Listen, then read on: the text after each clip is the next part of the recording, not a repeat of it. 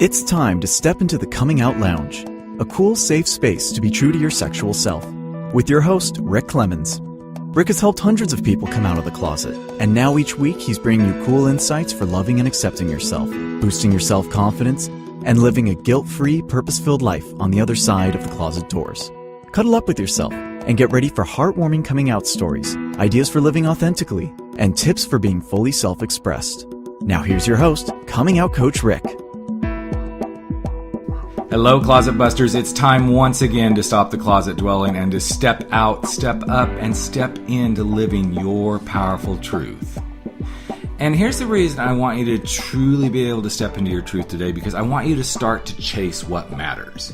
You know, that stuff that matters most for you, like, I don't know, living your truth, maybe being fully present in your sexual orientation, feeling free, and even loving yourself. And that's why this week I brought in the Sparkle Fairy. She's a dynamic woman, a friend of mine who helps people really focus on what matters most.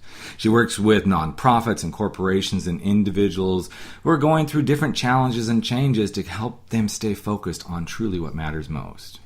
Now, what I can also tell you is she has a very, very unique and I guess the best way to describe powerful way of coming up with really cool original ideas and unconventional views on looking at life and the situations we find ourselves in. She's a no-nonsense, down-to-earth, and hilarious gal. And she's here to bring a little sparkle to our show today is my good friend Denise Logan, founder of Chase What Matters Most. Welcome, Denise. Hi, Rick. Thanks for including me. Oh, absolutely. And, you know, since we met over a year ago, it's right at a year ago, I guess, at Good Life Project Camp with your beautiful project. And I'm not going to pull that one open just yet. I want to talk about what you do there later in the podcast. But I just felt like there was some sense of this could be really good for the Coming Out Lounge crowd. Because, first of all, I love the title of your company, Chase What Matters Most. What was the inspiration for that for you to go into Chase What Matters Most? You know, I had an experience early in my life. I practiced law for almost 15 years in the suburbs of Washington, D.C. And I was part of a facilitated group where each of us was required to introduce ourselves in a way that didn't use a traditional moniker. So we couldn't say, I'm a lawyer, I'm a mom, I'm a wife. And it was a group that I belonged to for many years, so I knew all of the people in their professional connotation. And as we went around the room and people started introducing themselves with things that I didn't know about them, someone who had been restoring an old car in the garage with his son as a project. And I realized I didn't have anything else to say other than I was a lawyer, and it scared me. And as I watched that process move around the room, I started sweating. I realized, and I ran. I left the meeting, acted like I needed to go to the ladies' room, and got in my car and drove home crying. Wow. And I think this is a beautiful way to actually start the podcast, because I know a lot of people who are sitting in the closet often want to run and hide and just not face up to what they need to face up to. And it sounds like that's kind of what was happening for you, is suddenly you were looking at something and it was about really stepping into really who you're meant to be in so many ways. It was. I realized that for a long time I had let my profession be the only way I could answer that question, who are you and what do you do? And I realized I needed a bigger answer to that. Yeah, and I love that question, what do you do? Because it is one of the toughest questions that most people, they can answer the surface thing. I'm a lawyer, or I'm a father, or, you know, I'm a husband. But when you get really underneath that and you start answering that question at a deeper level, what do you do? It kind of stumps people. It kind of leaves them just hanging. Absolutely, and there can be so many better answers. So here's a classic example. I was off dancing. Dancing is kind of my side passion. And I was at a bar recently dancing, and the fellow who I was dancing with said, what do you do? And I said, sometimes the two-step. And he was completely stunned. He said, no, I mean, what do you do? I said, if you lead it right, I might do the cha-cha. And he was completely frustrated. And I thought, here we are in a bar, dancing, having a great time. Why is the way I earn my money what you most need to know about me right now? Right. And I think that's something that most people get really hung up on. I know I go to a networking group in Los Angeles, and one of the questions that gets asked there, and we do this very differently than most networking. We kind of mix and mingle for a while, and then the guy who leads the group has everybody sit down, and it can be 40 people, it can be 10 people. Last time I was there, we had 70 people, but we all sit down in like this big circle, and we go around and we answer 4 questions. Who are you? And of course, we ask the what do you do question, but we ask it in a different way. What do you do, or what would you like to be doing? Mm. What are you passionate about? And what do you need most right now in your life? Not in your business. It may be something in your business, but it's what do you need most in your life? And I love those questions because it starts to get people thinking and connecting on a different level. And I know for a lot of people who are, coming through the closet doorways, those kind of questions can actually start to open up. And what are you passionate about? What do you need most in your life? What would you like to be doing? We know who you are. I mean, our names define us, so to speak. But I think sometimes we as humans don't actually take the time to go, let's connect on that deeper level. And I know part of what you do in your work life is you really help companies and nonprofits really come together and create really cool opportunities to be of service. And I guess maybe we can talk a little bit about your personal project with the boxes. That might be a really good example of how you connect and service people. So why don't you talk a little bit about the Dreambox project? The Dreambox project. In so many ways, that's my love child. Mm-hmm. We pack boxes with school supplies, toiletries, and toys, and they go to children in long-term foster care or distressed living situations. Each box that's packed by a volunteer, the inside of the lid is also decorated with a photo of them and a message of hope for the child. Awesome. Last year we packed 11,000 boxes. Wow. That is just amazing. It is amazing. And to put it into perspective, right now there's 600,000 children living in long-term foster care here in the U.S. So it's just a drop in the bucket what happened last year, even though it was a huge number. It's just a drop in the bucket. It is, and I think one of the most important pieces that come from that project, each person who packs the box is creating an opportunity to connect with a child. Mm-hmm.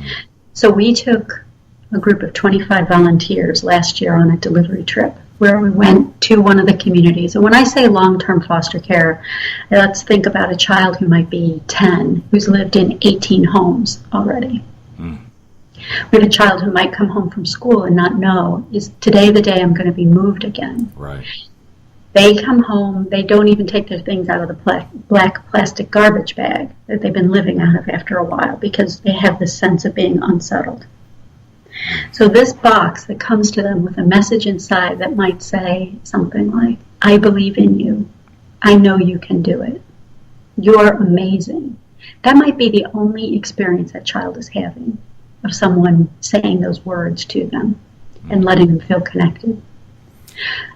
It's absolutely amazing. And I've never shared this with you, but right after I did the Dreambox project at camp last year, I left and I was going through some shifts in my business and where was I going next. And part of it's what's now become the Point One project. But when I walked away from that, I thought, I wish I had a Dreambox for every person who's struggling with coming out of the closet.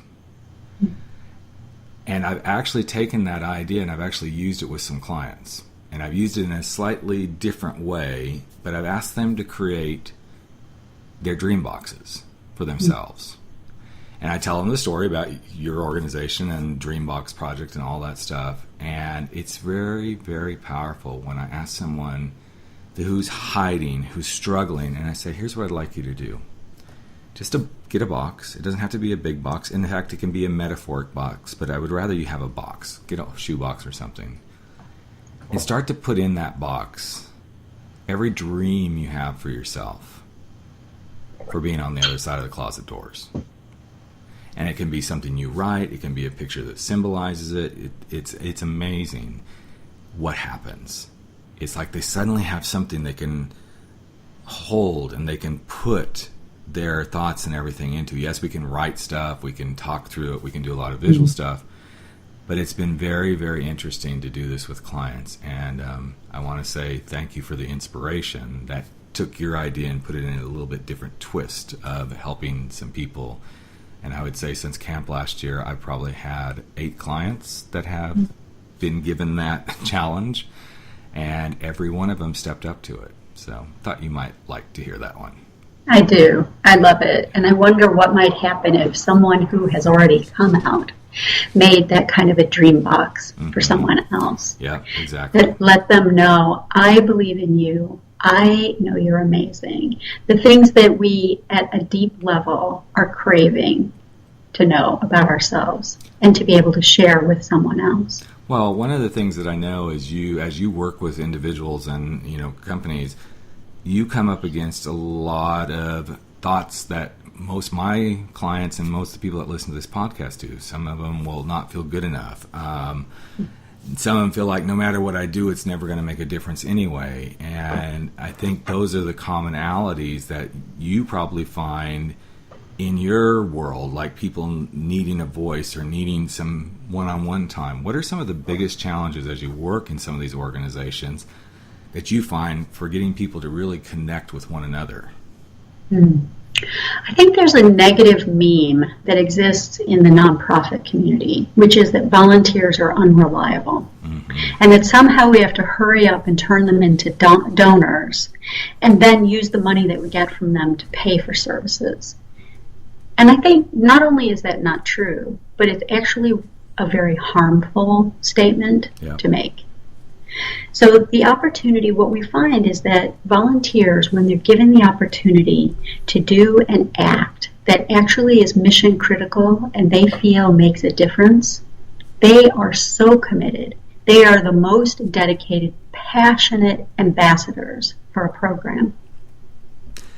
And what I've noticed in my world with charities, and actually I've done a lot of work with gay and lesbian centers, is what you just said, that if volunteers are given the opportunity to really be in action, they truly show up. And the reason this is important, I think a lot of people who may be struggling with coming out of the closet go, okay, well, I don't know if this organization is going to be able to help me. If I show up, I might get outed. And so suddenly they feel like they're at their wits' end, nowhere to turn to. And what I do know is what you just said is if you show up at some of these organizations, I'm not saying all of them are perfect, but I'm saying a lot of them will be putting their best foot forward to be of service.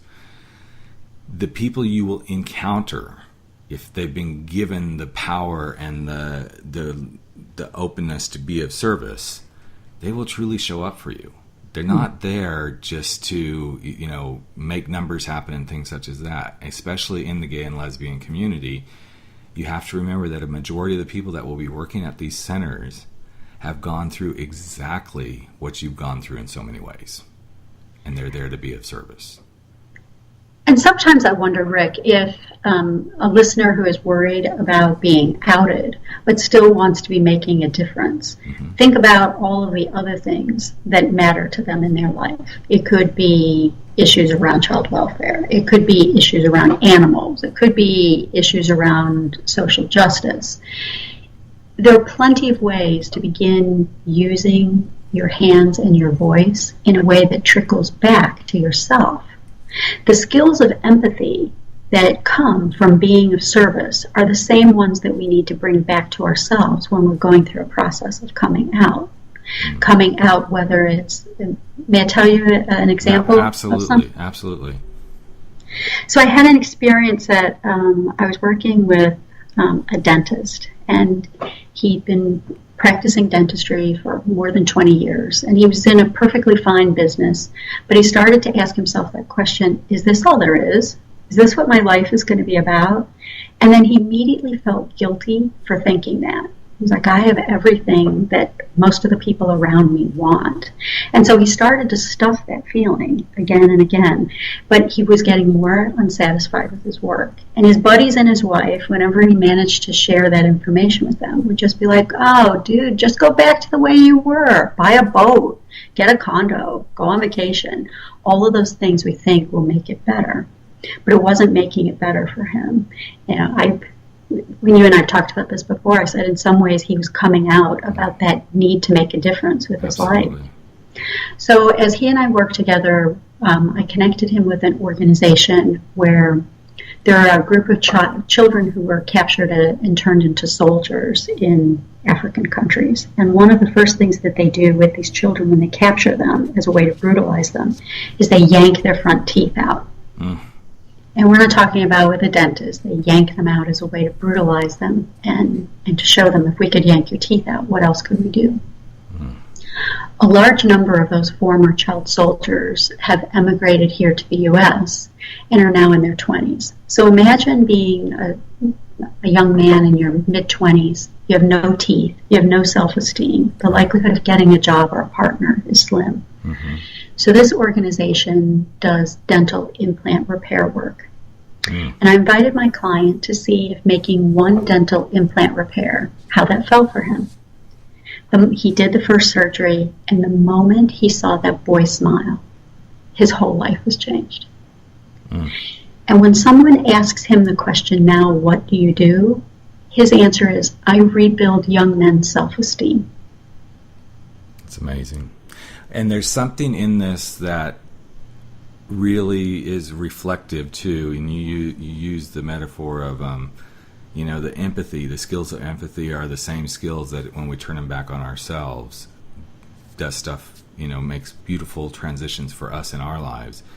And as you shared this piece of him, really working with these young men, rebuilding their self-esteem, I can't help but think that in some way it also helped him build his self-esteem to keep going and come out as somebody who really wants to work in the charity arena and truly give back. Absolutely. And he's still practicing dentistry. In fact, it renewed the fire that he had for his business. And what it did is now if you happen to be one of his patients and you're in his chair, you're going to hear about this work he does. And you're going to hear about the difference he makes in the world. And he's on fire about it. He and the organization and all of this dentist patients are contributing in a way that's changing young men's lives. But even more than that, it's allowing those patients who come through his office and through his chair to think about, what else could I be doing? Who else could I be standing up for? Well, I think this is one of the things that often will get missed, and I'm not diminishing the challenge because I went through it, I walked through it myself. When you're in the midst of the coming out process and it seems that everything is crumbling around you, the last thing that may be on your mind is, how can I give back? But I think what often happens is we forget that even in crisis, just talking about our own crisis with someone who may be on the other side, may not be on the other side yet, may be still struggling within themselves, being able to talk and share is a piece of helping someone else move through this. And I know for me, when I went through my coming out process, which I hate to say that because it's not like it ever stopped. I mean, this is just it's just an ongoing part of life, In fact, it was kind of funny the other day. I think I may have talked about this on a couple of shows ago, but I went to the doctor and went in on a day that I couldn't see my normal doctor, so they gave me a different doctor, and it happened to be a female doctor. And I'm like, okay, well, the things we're going to be talking about, I'm going to have to bring up my sexual orientation. So here I went again, and it's always amazing to me because you never stop coming out. But I remember as I was in my early years of coming through the closet door, one of the things that helped me the most was going and volunteering at the Gay and Lesbian Center. Now, it helped from a couple perspectives. It helped me start to feel in community. It helped me start to feel more accepted. But it also just helped me grow because I happen to be a fairly well-off white guy in California, had more than enough money to do the things I wanted to do, had a beautiful house, and even though I was going through divorce and everything, I had the means to make all this happen. I didn't have to really worry like some people do about, how am I going to do this? 2 households and maybe child support and alimony. Yes, I went through that a little bit. But once I started working at the center and volunteering, And I'd hear, and I know you've got some stuff that you've done around this area just with, dream boxes. When I would see young people walk in there who said, I'm here because this is the only place I have to go, it began to really help me see I'm being put here for a very particular reason so that I can help in some way and for me to grow in my own person and really grab hold of what's important. And as you would say, and chase what really matters. Just truly go and chase what really matters. So as you're working with people, is there resistance to starting to get people to kind of come together? I'm just curious about that. Interestingly, I don't think there is resistance on the part of volunteers. Okay. What we see is 60 million Americans volunteer every single year. Yep. 1/3 of them, 20 million people, don't return to the same organization the following year because they feel that they were unappreciated or that their work didn't matter, or worse, that the organization refused their help and tried to convert them just to a wallet instead of letting them help. Mm-hmm. And I'm betting that I know I had that experience, you may have, and I'll bet a bunch of your listeners can probably relate to that too. And that sting of rejection, it hurts. It hurts whether you're being rejected by a date, by an organization, by your parents, by your community. It stings. And it's worse than just creating hurt feelings. Yeah. The trickle-down effect from that is that people start thinking that nothing they do makes a difference. And that is a tragedy to me. I agree, because I think when we get to that mindset that no matter what I do matters, and that everybody, quote, everybody is rejecting me, and this is very prevalent, and I know the statistic used to be, and I haven't seen one lately, but it used to be that about 60% of homeless youth on the street are out on the street because of their LGBTQ orientation. Wow. Yeah. Wow, Rick, that is terrible. Yeah, it's a really high number. And, as you were saying, when you get to this space where nothing you do makes a difference, it's no wonder we hear the tragedies of a teen or, young adult, and even older adults, so you don't hear about it as much in older adults. But the younger ones taking their own lives because, as you've said numerous times, they don't have a voice. They don't feel like they have hands to hold them. They don't feel like anybody has time for them. They don't feel like anybody can impart beautiful wisdom. Everything gets completely tuned out. It's the reason why I think sometimes we have an obvious organization to work for. There's an issue. We may want to work for gay rights. That might be the piece that we're most focused on. But that issue surfaces, just as you said, it surfaces in homelessness.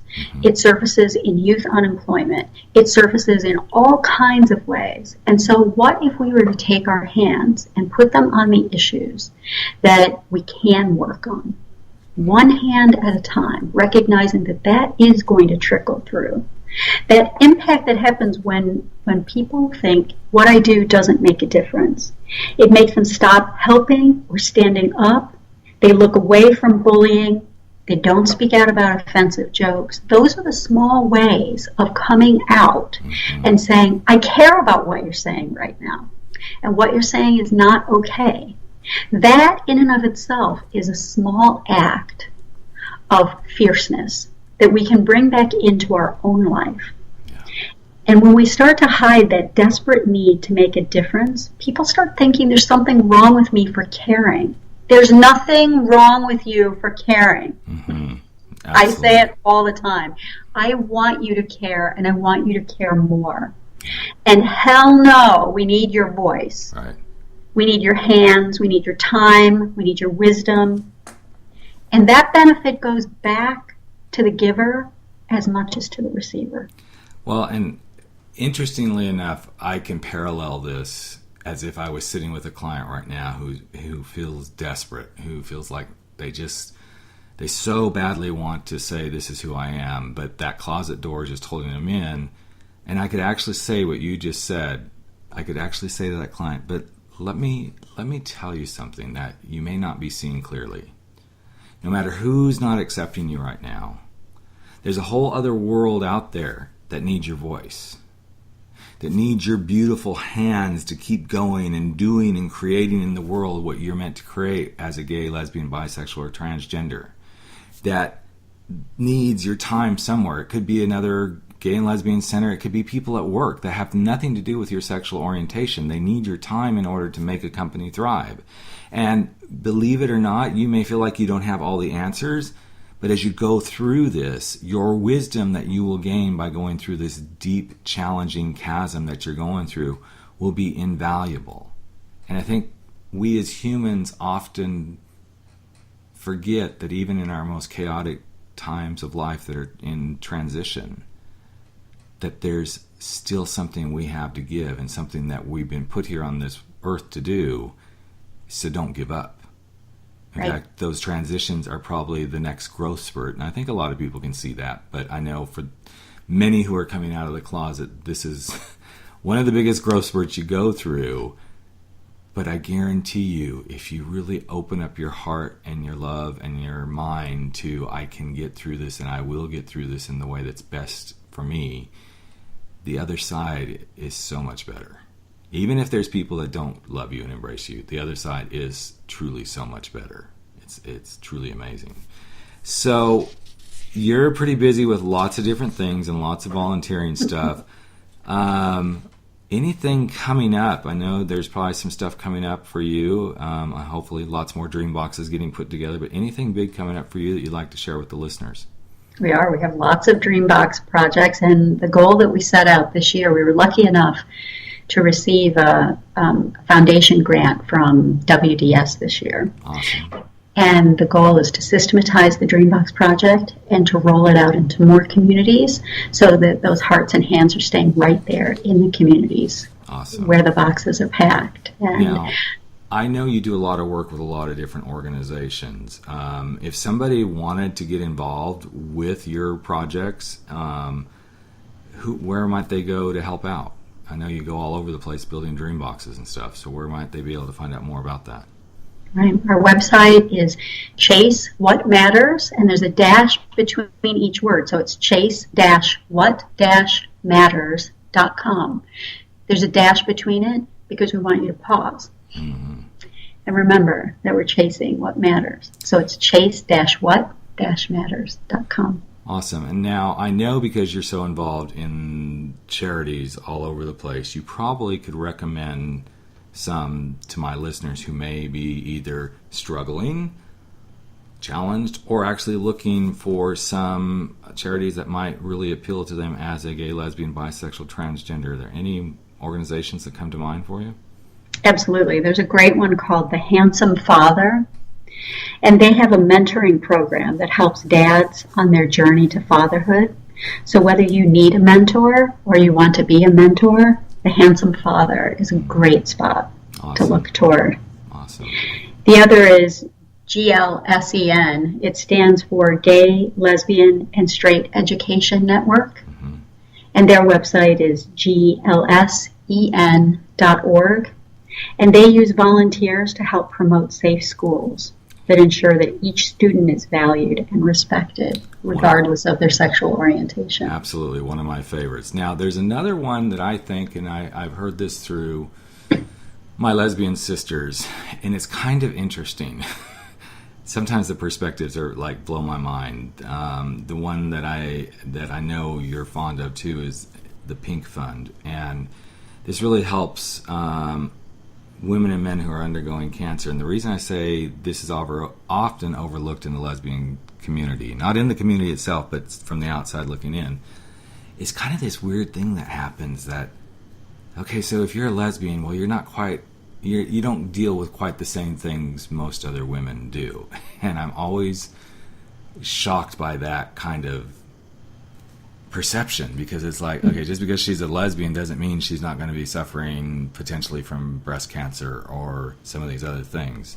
So I know the Pink Fund is another one that you highly recommend. So, and one of the reasons I love that organization is it's not just about wearing a pink ribbon or going on a walk. It's actually about stepping in and offering help, like grocery shopping or driving someone's kids to their after school activities, the things that actually make a difference and bring that mission home to you.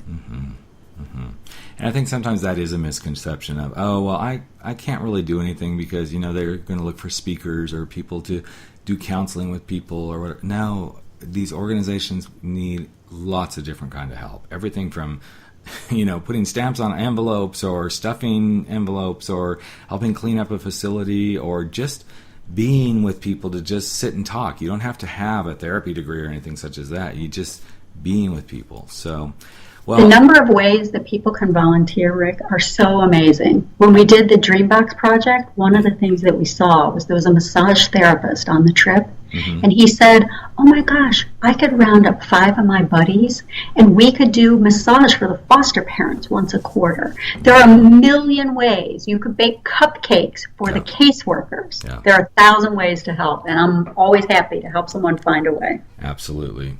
So, as you know, this is the Coming Out Lounge, and one of the things that I feel very passionate about is trying to give people who are in the closet, going through the closet door, just barely beyond. I always like to give some piece of advice at the end of each Coming Out Lounge podcast that may just help them, and I would love to know, what piece of advice might you want to leave with the listeners today, Denise? Give yourself permission to care again. That's so good. I think you obviously have seen enough of this in your life, doing the kind of work you do, that, we don't often give ourselves permission to care again, because we may be going through some of the toughest times in our life as we come through the closet doors. And we may feel that people just don't care, and then suddenly that just don't care starts to rub off on us. And don't be surprised if that's where you get, but also give yourself permission to come back to where you do care. And I want to just say I really care and value that Denise made time to come on the Coming Out Lounge with us today. I really appreciate you, Denise, and I love the work you're doing, so thank you for being here with me. Thanks, Rick. I so appreciate hearing the stories that you tell and being part of this with your listeners. Well, and I think it is about all of us being part of this with my listeners and other listeners out there that may be finding their own ways to different things. There's lots of beautiful opportunities to live and grow and be in your beautiful gay, lesbian, bisexual, and transgender self. Just hit iTunes up and look around. There's other great podcasts that are happening as well. And if you really love what you've heard today that Denise and I talked about, we'd also appreciate a little love and maybe a rating or a review on iTunes, but it's not required, and we only want you to do it truly from a heartfelt standpoint. And if you're interested in hooking up with me in a metaphorical sort of way, come on over to Facebook and hit us up on the Coming Out Coach and become a part of our family. And, of course, you can always tweet anything about the show that you would like to at Rick Clemens and the hashtag The Coming Out Lounge. And I normally would end the show saying something like, so go out there and never stop stepping out, stepping up, and stepping into living your truth. But I don't know, there's something about some of the stuff that Denise has shared today that I want to change this up a little bit. And I want to say, never stop going out there and building and adding to your dream box for life. I'm Rick Clemens, the host of the Coming Out Lounge, and we will catch you in just another week. Take care, everyone. You've just experienced the Coming Out Lounge. Go online to www.comingoutlounge.com to learn more, and tune in again next week for more stories and tips for being true to yourself.